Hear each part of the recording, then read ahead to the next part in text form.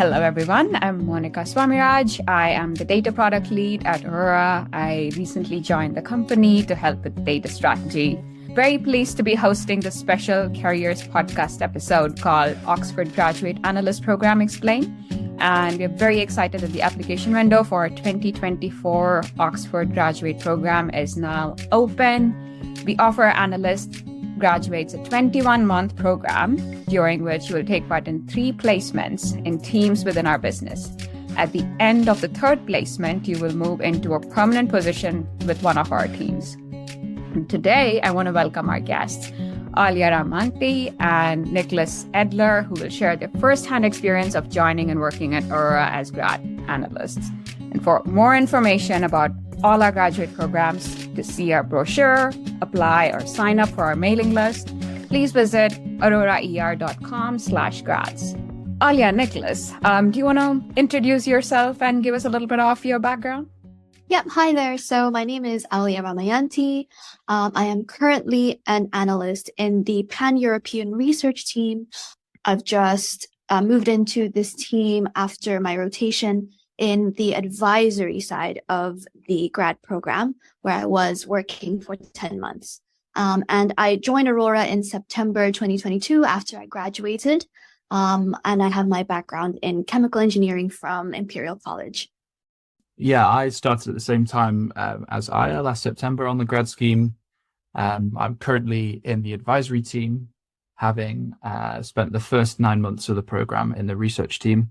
So Aya and I have kind of swapped recently the kind of departments that we're in. And yeah, my background is in physics. I did an undergrad in physics, physical natural sciences. And then I did a master's in technology policy, but was always interested in energy along the way and energy policy and energy economics. So that kind of ultimately brought me to Aurora. And yeah, I've had a blast so far. So it'll be good to chat about the experience. Thank you both. So yes, it's very interesting. You come from the chemical engineering, and Nicholas, you come from the physics side of things. You both had interest in energy before, and when you applied, you decided to choose Aurora and you came over here. Can you tell us a little bit about whether you need to have energy background, what kind of interest you need to have in the energy industry or otherwise, what kind of skills too that you need to have to be able to make it at Aurora? So yeah, I think you definitely don't need to have a background in energy systems or in kind of energy engineering or anything completely energy focused at all. And that's partly because of the way the grad scheme is structured. There's a great onboarding process where, you know, a lot of that knowledge and the energy market knowledge is kind of given to you over the course of the first 2 weeks. That's kind of quite an intense period of learning for a lot of people on the grad scheme. And then, you know, learning on the job, I think is definitely enough in terms of picking up those new skills and that new knowledge. I guess the background that would be most suitable is kind of any kind of quantitative analysis sort of background. So we do a lot of modeling at Aurora. It's kind of what we pride ourselves in, really, modeling energy systems and energy markets. And so, yeah, understanding, you know, how complex models work and models of complex systems work, and then also maybe having the communication skills to try and distill some insights out of those, out of that modeling and out of that quantitative analysis. So I think any background that can kind of evidence some of those skills would stand you in great stead, really. Thank you. Aya, do you have anything to add? I think our main question was whether we need an energy background in order to apply. And Nick is definitely right in that you don't 100% need to have an energy background. But for those who already do have an interest in energy systems, Aurora's and this grad program was a really good place to continue expanding that and to really dig deep into what I think is, I guess, topics that I wanted to pursue during my undergrad, but didn't exactly have time to because of lots of other things. So I think this opportunity and this grad program really enabled me to dig deep into what I wanted to find out more about within the energy systems. And afterwards, I found that, things were a lot more complicated, really interesting. And yeah, the role really enabled me to develop my knowledge in that. And I think one interesting link between me and Nick, based on our energy interests, was that we were both on the Energy Journal in our respective universities, which was a cross-university collaborative effort to publish energy insights and publish student-written articles on the energy sector, which we were both part of the committee for. And yeah, it was very interesting to find that we both found Aurora through different paths, and yeah, still managed to meet in this grad program, which kind of just shows that people with similar interests can congregate, and Aurora's grad program is really, I guess, the a congregation point for those kind of people who are quite interested in energy markets and want to develop more. To be honest with you, I don't think it's just a grad program. Aurora is full of energy nerds, and I've learned so much about the industry in even the 6 months that I've been here. So that's very, very true. Nick talked a little bit about the onboarding experience. Do you want to highlight a little bit, Aya, about what the onboarding felt like from your perspective? Yeah, definitely. So for me, the onboarding was quite a social time, and it was kind of a mix between quite a ramp up in knowledge gained of the energy markets, which was a really good foundation for the work that we were doing afterwards. So I felt that it was kind of like a mini university crash course into power markets, which was really a good step from university and transitioning into the working world. So that's what I took away from the training, mainly. I think one of the best things about the training program was the cohort feeling. We had 10 people in our cohort learning about energy markets and developing our knowledge at the same time. And it was really good to bounce back and forth ideas between the cohort, which really solidified our understanding, despite the kind of fast pace. And yeah, I think it provided a really good foundation for what work we had to do afterwards. Got it. How long was the onboarding program for? I think there was 2 weeks of quite intense courses, and 1 hour, 2 hour sessions with experts in Aurora about the different parts of the energy market. And then there was a section or a period of time where we looked at the modeling side of things and tested and launched our own model runs, for example, to get familiar with the analytics tools that Aurora uses. And for the advisory side, which I started off with in the first 10 months, I had a kind of 2-week shadowing period where I was able to just join the meetings and do some light analysis, but not 100% for one project. And so on the advisory side, that was good. That was a good process to ease in new analysts into the role. It's very good. So it sounds like the onboarding program itself is quite supportive, very much cognizant that you're a fresh grad. This might be your first real work opportunity in industry, probably for the first time in the energy industry for a lot of folks. And it's a very good bridging program. You have your onboarding. It's a little bit of bridge between university and work. And then you have a shadowing period, and then you actually get to work with teams. How was it on the research side, Nick? Yeah, so I think it was, as I mentioned, it was really helpful to kind of jump straight into the job and learn on the job after that initial period of the kind of 2-week intense training. But I think it's also worth pointing out that the training is really continuous, and it's ongoing throughout the program and after the program. So there are kind of a whole suite of beginner trainings that then kind of meld into intermediate trainings and advanced trainings, and kind of sessions where more senior colleagues will take some time to work through things with you and develop your skills. So just yesterday, for example, I did a training on kind of the sort of storytelling process of kind of, you've got this analysis, you've got these really cool insights, you've got lots of numbers and data to back up a claim about how the energy market is evolving, how we see the future panning out. Now, how do you communicate that to clients in various different contexts and for various purposes?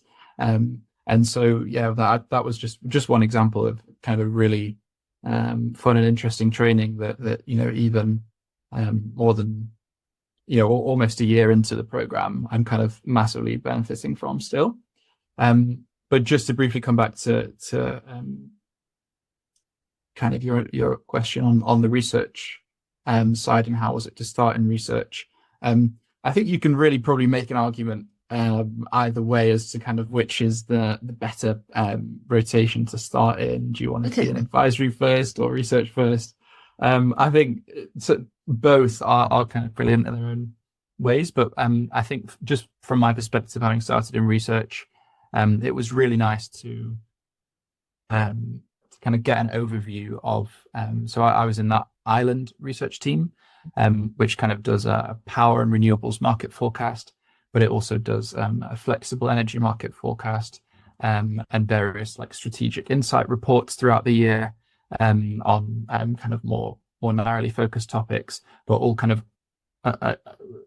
all sort of giving you the chance to see the sector in its entirety, and our view on its evolution out to 2060. And so it was very kind of quite nice, I thought, to start working on a forecasting report that really has this like holistic approach to like looking at how the sector will develop. I don't know if you want to sing the praises of starting in advisory, just for balance. Let's see. Sing the praises of advisory. I think one thing, well, personally, when I was looking for grad schemes, I wanted to look for a sort of consultancy role, which wasn't too generalist and where I could follow my passions in the energy sector. So I think this role was perfect for me. And I was luckily starting off in the advisory team, which I really enjoyed, and allowed me to kind of like practice the skills that I wanted to get right after uni. I think what was really good starting off in the advisory team is, I guess, the focus on how we communicate complex ideas to clients and in general throughout our reports, which, from project to project, I felt myself continuing to develop and continuing to be more concise and more clear as time goes on and as you develop more skills on that. So I assume on the research side, we definitely do also develop those communication skills. But I think in the advisory side, because of like the very direct purpose of the shorter projects in advisory, we definitely have to, I guess, hit the core messages like very, very directly. So I found myself improving more and more on how I communicate complex ideas. Yeah, that's really interesting, Monica. I don't want to preempt your questions at all, but I wonder if we should maybe just clarify what we mean by research and advisory for people who might not kind of know the details of what those departments do. So the research team publishes mainly a quarterly power and renewable market forecast, and so this is like our latest modeling of energy demand. And how that demand will be met with energy supply to 2060, and then the prices that result from that supply and demand. And so that's based on like our latest kind of input assumptions to our modeling, and sort of tracking how commodity prices are moving and how we think they'll move in the future. And so each quarter we will update kind of all of our analysis with any changes to market arrangements or to policy or to commodity prices. And the movement of the gas price is a big example of something that's massively shaken up prices and the sector as a whole recently.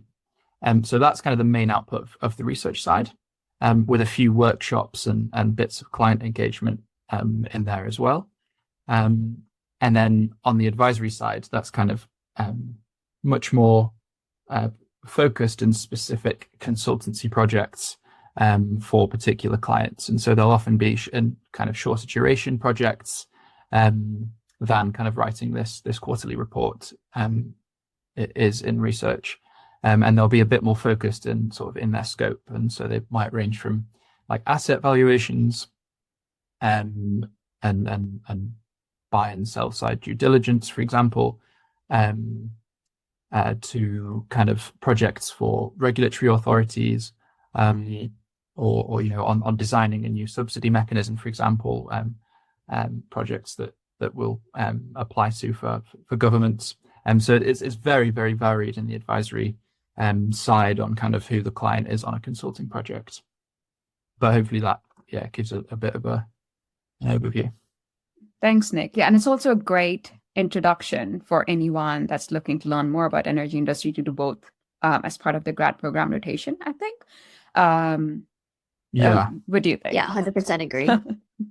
Definitely worth emphasizing that. Yeah, it's it's great, and I think the incoming grad cohort, which if there's anyone listening to this who might be thinking of applying to that, will also have the opportunity to do a third rotation. That's in a commercial team or in a software team developing some of Aurora's software. And so that I think that's another exciting opportunity that you can really get involved with, like a lot of different parts of the company. Exactly. And you get to train on so many different aspects. Think about the same industry from different perspectives too. Nicholas, we talked a little bit about the onboarding. We talked a little bit about what the teams do. What does your day look like? What do you actually do on a typical day? Yeah, so what do I do on a particular day? So I guess I'll just take you through from the beginning. So I'll start at 9, and I'll kind of usually start by planning sort of what I'm going to do that day. Answer some emails, do some communication, but mainly kind of get settled for the day and try and understand what's on my list. And then on the advisory side, which I've kind of joined a couple of months ago, so this is all still a little bit new to me, but we have a daily advisory check-in meeting. So that will be the whole of Oxford advisory. I say Oxford advisory because we've got offices kind of all popping up all over the place now, really. So the advisory practice is kind of specific to each geography. So you'll sometimes work with maybe Berlin advisory or other advisory teams, but anyway, that's a bit of a digression. So we'll have an Oxford kind of check-in, see what everyone's up to that day. Then we might have, for example, a project check-in. If you're doing a project that week, you've maybe had your kickoff meeting with the client, and now you're working on the analysis, or you're working on writing up the analysis into a report. So you might have a meeting with your colleagues on that project, see what needs doing for the day, see what the goal for the day is. So that's kind of the morning, and then I guess throughout the day, work is kind of often very collaborative. And that's one of the things I really love about the company and about the work is you're always on like a Teams chat or having a quick meeting or going over to someone's desk to essentially problem solve. You're constantly thinking, how can I model this better? How can I understand this system kind of in a more nuanced way? Or why is this a surprising finding? How do I communicate this? And sort of all those questions, everyone is there to help you. So I'd say a lot of my work is collaborative and spent in meetings with people. Then maybe there'll be some client meetings as well in the day, and then you might have a kind of project checkouts at the end of the day and see what you got up to, and then finish at around 6. Sometimes that can be a bit varied, depending if you're on a really intense project or maybe on a slightly less intense phase of a project. Any aspects of the day, Aya, that you enjoy? No, I think that covers it really. Same for me. Yeah, the lunch break. I forgot the lunch break. You definitely have lunch though. It's not just work. Yeah, we definitely, people take lunch at different times, but it's quite nice when people just ask around whether we want to either go to the covered market or the open market in Gloucester Green are the hot spots to head out. I think with that, the vibe in the office is very friendly, so and quite open. And super easy to just ask someone, are you free for lunch, and we can head. And it's quite a nice vibe.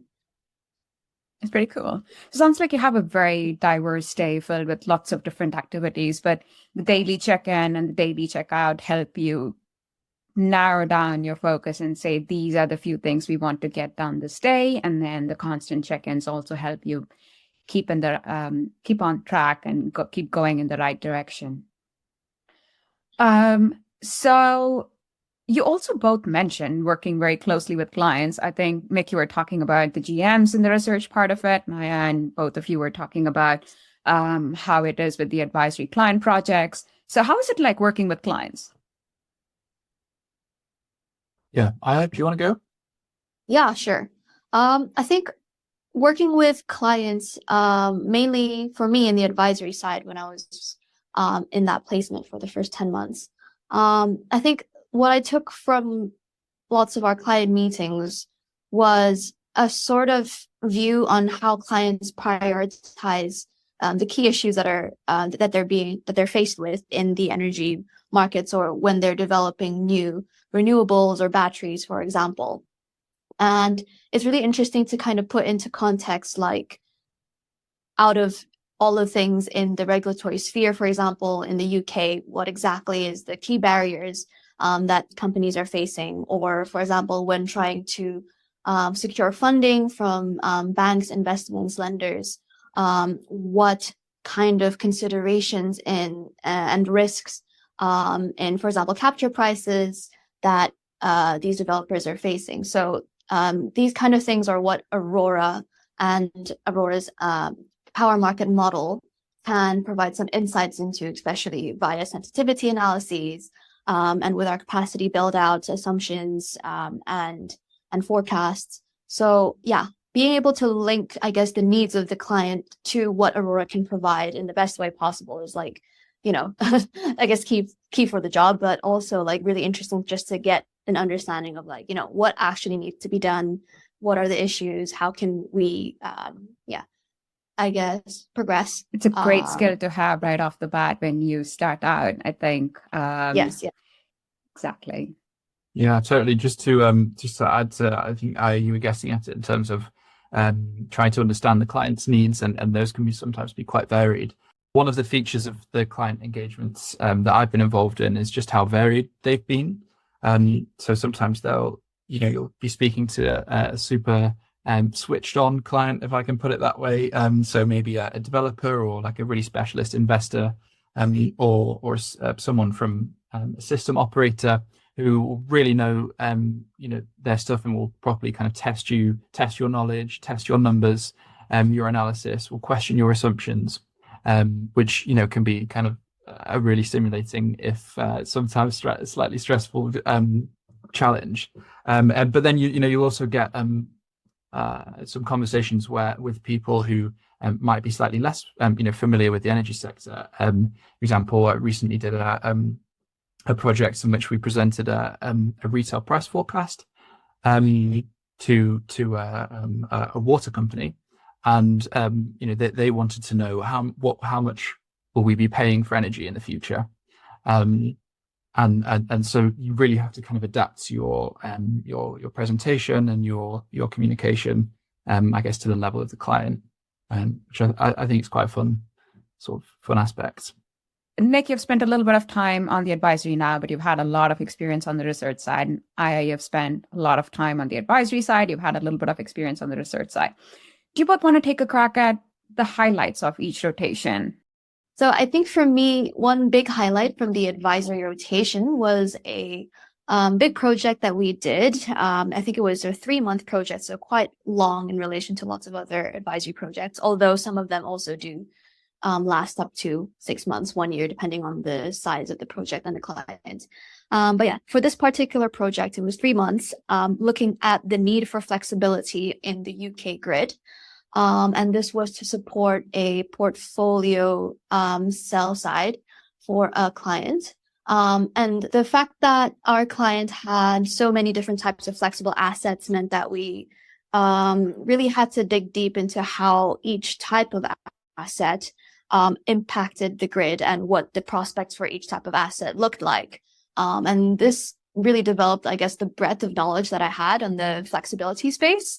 And after 10 months of these kind of projects, working with lots of different developers, working on lots of, I guess, different scales of projects. So some small scale batteries versus some large scale batteries, for example, I really felt that at the end of the rotation, I really gained an understanding and felt like, a little bit more of an expert on the flexible side of things, especially on the investment side.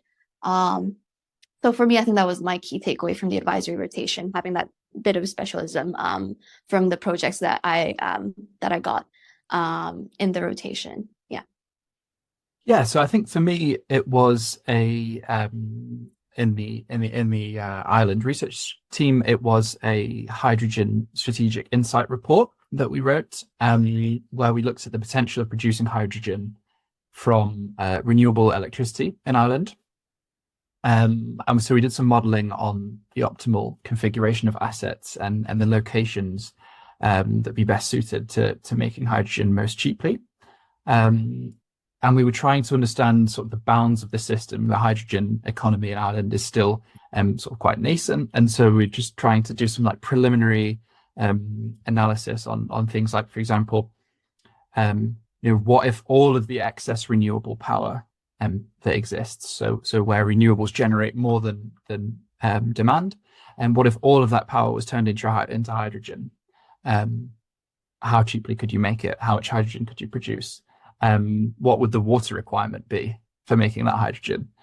So just, I think, very, very like fun analytical questions, which is kind of why I really enjoyed the project. And then we presented that to a room of experts in person in Dublin.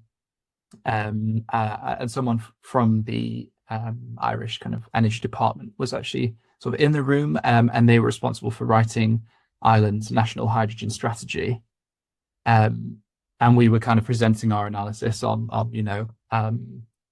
where we think hydrogen are going, where the economics lie. And so that sense of impact as well, we'll never know how much our analysis was actually taken into consideration there, but it feels great to be in the room and to be able to present that to someone who could potentially use it to generate impact. And so that was my favorite project. I'd also just want to say how good the team was on that. I think it really felt like it was like a small master's project almost, where we'd kind of put our heads together and think about what the best ways were to figure this stuff out. So I think that's another reason.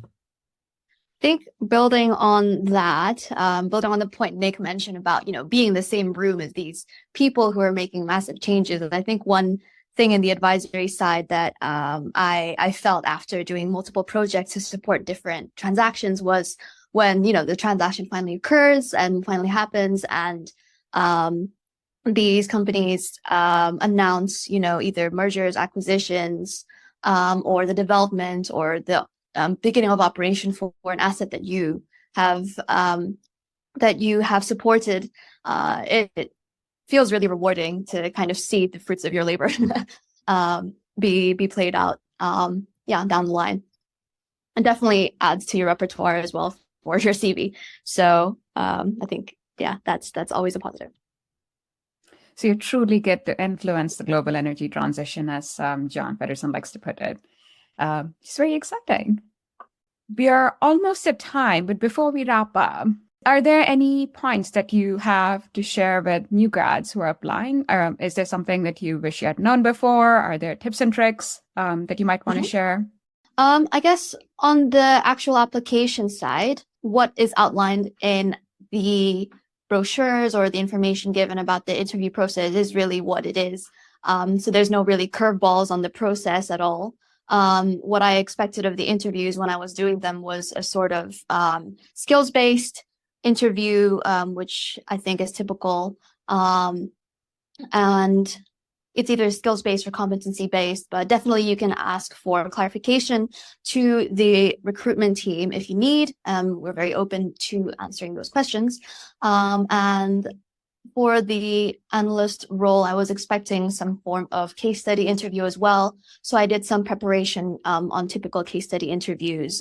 The interviews for me during the period coming out of COVID was one interview being virtual and the other interviews being in person. So you get to visit the office. And then both of them were a form of skills-based and case study interviews, which weren't too surprising and basically mainly in the realm of what you would expect for a typical interview. So no curveballs.